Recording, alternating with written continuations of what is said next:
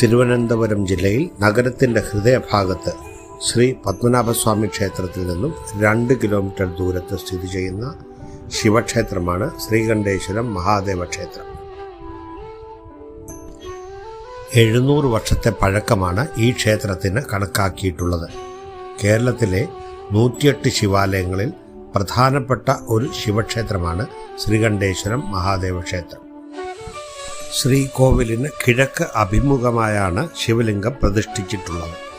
പാർവതീദേവിയും ഗംഗാദേവിയും ശിവഭഗവാനെ സേവിച്ചുകൊണ്ട് ക്ഷേത്രത്തിൽ സാന്നിധ്യമുണ്ടെന്നാണ് സങ്കല്പം. ഉമാമഹേശ്വര സങ്കല്പത്തിലാണ് ഇവിടുത്തെ പ്രതിഷ്ഠ. ക്ഷേത്രത്തിലെ പ്രാണദേവൻ ശിവഭഗവാനാണ്.